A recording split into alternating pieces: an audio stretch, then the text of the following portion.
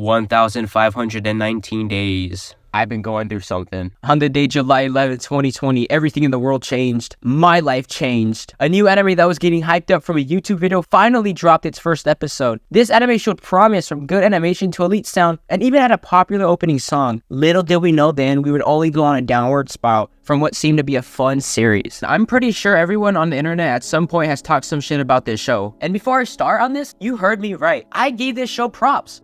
I thought the show had a decent start, and it was something fun to watch and turn your brain off to. Nothing that serious. Of course, at the time, an anime-only watcher like me had no idea what was in store. How was I supposed to know that the manga was an endless loop of the same bullshit? That the author really don't care about his own story and is genuinely insane. You see, what they do in Rent a Girlfriend is that, in season 1, they hook you. They make the anime pretty good, and they hook you to read his bullshit manga. And you know what happens in the manga? Nothing happens, that's what. I can count the number of major events that happened in 200 manga chapters on the fingers of one hand. This shit got more chapters than AOT. It is insanely impressive how literally nothing happens in 200 manga chapters. And I'm only saying 200 chapters because that's what I read to before dropping this shit for good. As of today, Rent a Girlfriend has over 300 chapters and it's still going. Now you may be asking yourself, how in the hell did the author find a way to milk his god-awful series this long? Well, actually, it's pretty simple. He follows a formula where 90% of the chapter is filler with the main character being an incel loser and the main girl is giving him a chance for some reason. Think about it like this for a second. In real life, if a guy like Kazuya fucks with a girl like Mizuhara, the girl 99% of the time ain't gonna give the guy a chance. Kazuya's gonna be known as a creep. So I don't give a fuck about the point, oh, this is an anime, anything can happen. No, I don't care. Kazuya is an incel loser. And the sad part is, this is a pretty accurate description of how some guys really are. Throughout the whole series, Kazuya literally spends his entire existence sipping over Mizuhara. Dude might be the most down bad anime character of all time. The majority of his dialogue is literally, oh, look at Mizuhara, she's so hot, she's so cool, I want her so bad,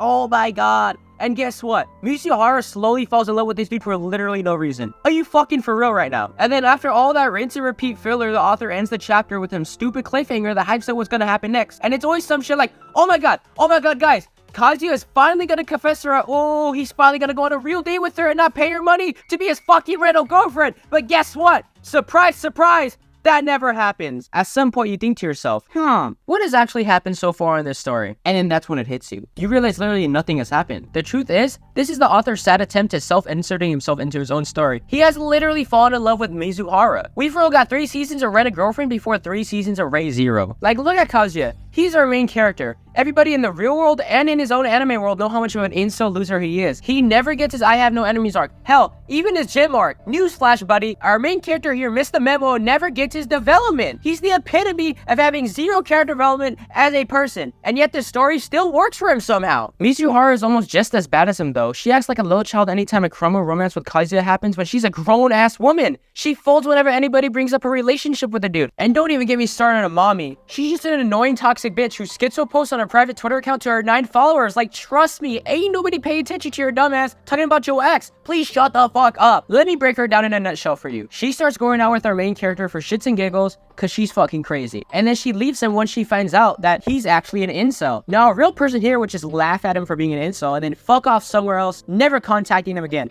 But no, this is Rent a Girlfriend, pal. So the author is just gonna make her be an annoying character the whole series and just terrorize Kazuya's entire existence, getting in his way whenever something good actually happens to him for once. Fuck you. Now on to Ruka. Let's just be for real to ourselves for a second, fellas, and stop being horny. She is way too clingy and toxic who only likes the main character because her heart beats faster around him. No, it's not because of his personality. Oh no, god no. That is her one reason to liking Kazuya in the whole series. So you telling me if you pull up to your house and we throw a surprise party for your stupid ass, you're gonna fall in love with me? Cause that's gonna get your heart rate up. If only it was that easy in real life. Or if we in a hot air balloon together and out of nowhere I push you out and you fall to your death, you gonna fall in love with me then?